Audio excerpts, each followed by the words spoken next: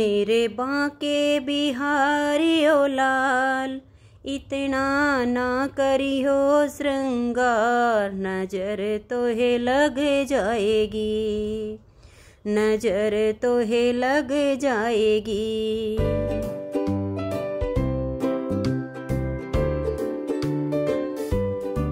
Hello everyone, कैसे हो आप सब? हम सब तो बिल्कुल ठीक हैं और उम्मीद करती हूँ कि आप सब भी बिल्कुल अच्छे होंगे, बहुत खुश होंगे, मस्त होंगे और तंदुरुस्त होंगे।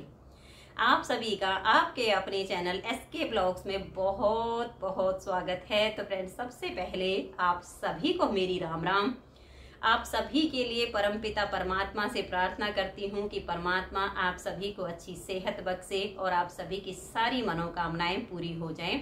अभी शाम के 6 बजने वाले हैं, तो सोचा कि चलो ब्लॉग की स्टार्टिंग कर लेती हूँ, क्योंकि मैं अभी ये जो मेरी पुरानी चुन्नी वगैरह ना, इनको लेके बैठी हूँ कि इनकी इस तरह से पतली पतली सी कतरन काट के और इनके गोले बना के रख देती हूँ। तो काफ़ी सारी चुन्नियाँ इकट्ठी हो चुकी हैं, 2 से 3 पायदान इनके आराम से तैयार हो जाएंगे। और ये वाली जो हमारी चुन्नी होती है ना, ये मतलब माला जब तक हमारी ड्रेस है किसी, चाहे हमें इस तरह से टी शर्ट वगैरह के साथ मैच कर ले या किसी सूट के साथ है, तब तक तो हम ओढ़ लेते हैं, लेकिन फिर ये कुछ काम नहीं आती हैं, इनका ढेर लग जाता है। जो हमारी कॉटन की चुन्नियाँ होती हैं वो तो फिर भी कुछ ना कुछ काम आ ही जाती हैं, क्योंकि कॉटन का कपड़ा तो और नहीं तो मान लिया अगर आपने कहीं रसोई में रख दिया, हाथ पोंछने के ही काम ले सकते हैं, उसका कुछ ना कुछ हम बना सकते हैं। बट ये वाली जो चुन्नी होती है ना, इनके डोरमेट बहुत अच्छे बनते हैं और बहुत यूजफुल चीजें बनती हैं ये। दूसरा, मैं तो एक बात मान के चलती हूँ कि पैसा खर्च करना तो बड़ा ही आसान काम है, लेकिन बचाना सच में बहुत मुश्किल काम है। अभी कुछ दिन पहले मैं प्रेस वगैरह कर रही थी, तो मैंने वीडियो डाली थी, तो एक बहन ने कमेंट्स किया कि कपड़े प्रेस तो कम से कम बाहर करवा लिया करो, कितना काम करोगी, सारा खुद ही करती रहती हो। तो मैंने कमेंट्स में भी बहन को यही जवाब दिया था कि बहन, पैसा खर्च करना तो बड़ा ही आसान काम है, परंतु बचाना सच में बहुत मुश्किल काम है।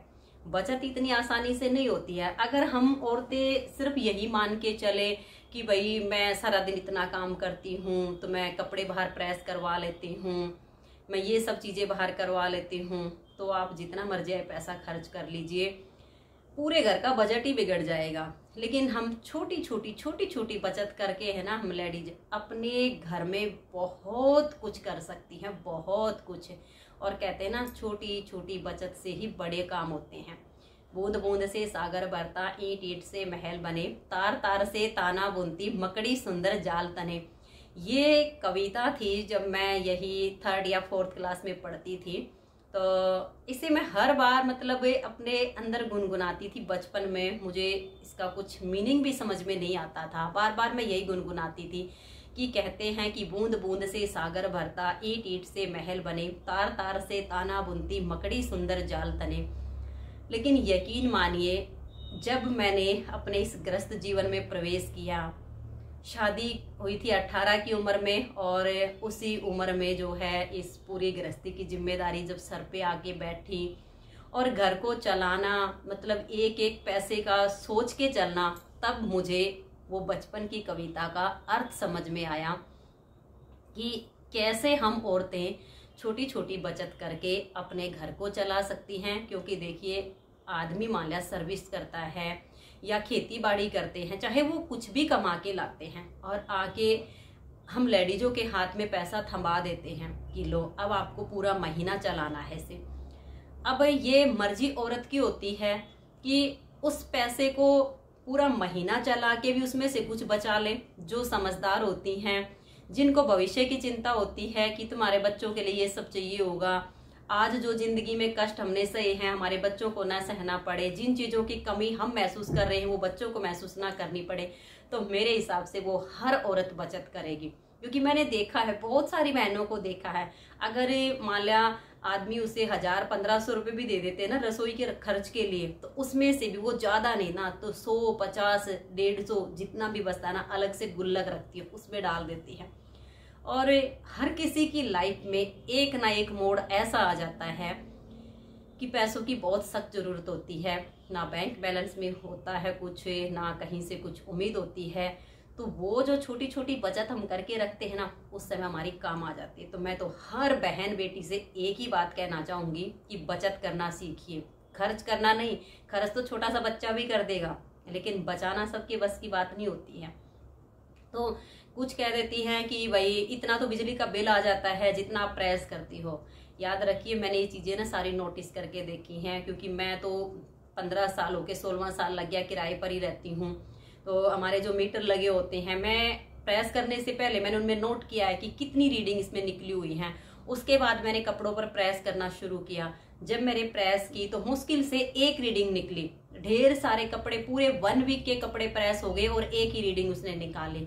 और उतने ही कपड़े अगर मैं प्रेस करने के लिए बाहर भेज दूं तो कम से कम 100 से 150 रुपए का खर्चा आ जाता है, क्योंकि पूरे परिवार के सारे कपड़े हो जाते हैं। क्योंकि हम अपने आप से कर रहे हैं, जल्दी जल्दी में अपना काम निपटा रहे हैं, तो 1 या 1.5 रीडिंग निकलेगी, हफ्ते भर के कपड़े प्रेस हो जाएंगे।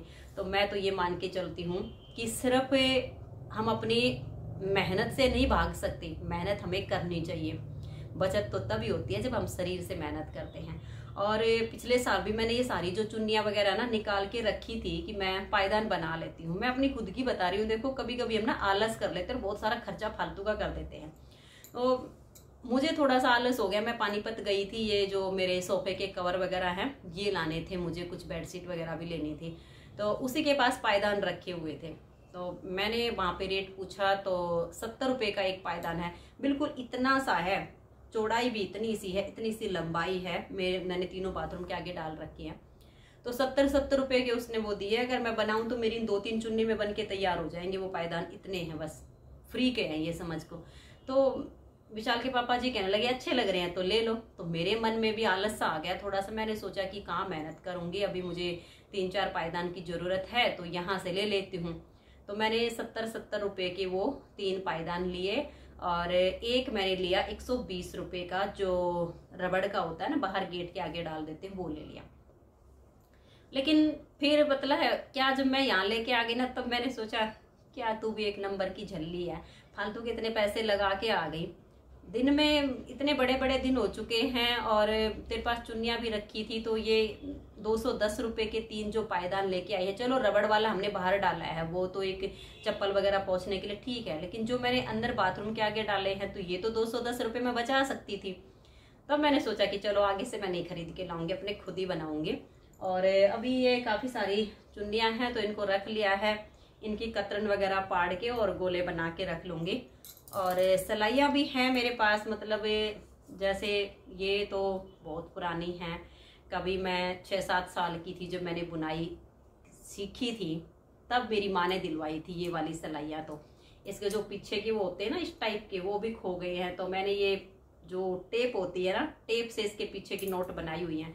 बाकी इतनी मोटी सिलाई ऊन में तो आजकल मैं यूज नहीं करती हूँ, क्योंकि इतनी मोटी ऊन के स्वेटर जब हम बनाते हैं ना तो बहुत मोटे मोटे गुदड़े से बन जाते हैं, जो बिल्कुल पसंद नहीं आते हैं। तो ज्यादा से ज्यादा 9 नंबर की सिलाई यूज होती है। तो ये 7 नंबर है और ये है 6 नंबर की सिलाई मेरे पास।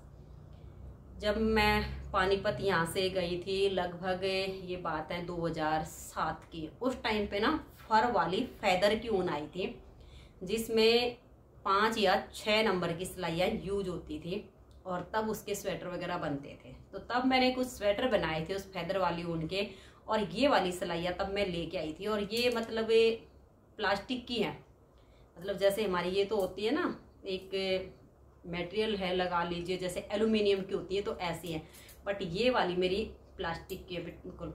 तो स्वेटर वगैरह तो यूज होती नहीं है, जब मन करता है तो इनसे मैं पायदान वगैरह बना लेती हूँ। तो जिस किसी को पायदान सिलाइयों से बनाना सीखना हो ना तो मुझे कमेंट्स करके बता दीजिएगा। मैं जैसे नीटिंग की वीडियो बनाती हूँ ना, बिल्कुल स्टेप बाय स्टेप बारीकी सी वीडियो बना के डाल दूंगी, ताकि अगर आप भी सीखना चाहें, छोटी छोटी आप बचत करना चाहें तो आप कर सकती हैं। क्योंकि छोटी छोटी बचत से हमारा घर संसार खुशियों से भर सकता है, हम बहुत कुछ बचा सकती हैं। और अभी ये हैं, इनमें से मैं जो ये लगा के कि हाँ ये वाले कलर मतलब मिक्स करके बनाऊंगी तो एक अच्छा सा पायदान बन जाएगा, उतनों के बना लेती हूँ। बाकी फिर 1-2 बिना सिलाई का भी बनाऊंगी, क्योंकि सिलाइयों से बनाने के बाद 1-2 जैसे हम चोटी वगैरह गूंथ के बनाते हैं ना, 1-2 ऐसा बनाऊंगी। और फिर मशीन से भी मैंने काफ़ी टाइम पहले बनाए थे पायदान, अब सब फट चुके हैं, तो एक दो मशीन से भी बनाऊंगी। तो चलो भाई तैयारी कर लेती हूँ। और आज सुबह से ही मेरा जो बीपी है ना काफ़ी लो हो रहा था, तो मैंने सुबह सुबह अपने ब्लॉग की स्टार्टिंग नहीं की थी। बस सुबह जैसे मान ला झाड़ू लगा दी, 15 मिनट के लिए लेट गई थी, फिर एक बार पोछा लगा के फिर 10-15 मिनट के लिए लेट गई थी, क्योंकि पता नहीं ऐसा हो जाता जैसे चक्कर बंद गया मेरे सिर में, मैं गिर जाऊंगी। बस जैसे तैसे करके मैंने सुबह का काम निपटाया था। और फिर 11:30 पौने 12 बजे मैं सब काम से फ्री हो गई थी ना, तो फिर तो मैं लेट गई थी और 4 बजे फिर मैं उठी, क्योंकि मेरे को चक्कर आ रहे थे, उठा नहीं जा रहा था। फिर दोबारा से नहा धो के और फ्रेश हुई हूँ, तो अब थोड़ा सा हल्कापन महसूस कर रही थी। और खाली मैं बैठ नहीं पाती हूँ, जैसे माला चक्कर आने लग जाते हैं ना तब भी लेट जाती हूँ, तो माइंड में ना एक विचारधारा सी चलती रहती है कि क्या खाली लेट के सारे टाइम को बर्बाद किए जा रही है। इससे अच्छा अगर कुछ भी नहीं होता तो कम से कम भजन ही कर ले, ईश्वर को ही याद कर ले, कुछ काम ही कर ले जो कि जीवन में खुद के काम आए या परिवार के काम आए। सारा दिन सो के तो खटिया को ही तोड़ते रहते हैं और कुछ काम ही नहीं होता है। क्योंकि कहते हैं कि 24 घंटे में से अगर 8 घंटे का विश्राम किसी को मिल जाता है ना तो बड़ा ही भाग्यशाली होता है, बाकी के 16 घंटे अपने काम में लगाओ। तो वही बातें हो गई हैं बहुत सारी। बात अच्छी लगी हो तो वीडियो को लाइक शेयर जरूर कर दीजिए, और जिस किसी को पायदान बनाना सीखना हो तो कमेंट्स करके जरूर बता दीजिए, मैं वीडियो डाल दूंगी। और आज की इस वीडियो का मैं यहीं पर एंड करती हूँ, बातें बहुत सारी हो गई हैं। मिलते हैं कल की वीडियो में, तब तक के लिए आप सभी को मेरा प्यार भरा नमस्कार। राधा स्वामी, राधे राधे, जय श्री राधे, बाय बाय। खुश रहिए, अपना अपना ध्यान रखिए। और लास्ट में एक बार फिर से कहूँगी कि बचत करना सीखिए, खर्च करना नहीं। बचत से ही भविष्य बनता है।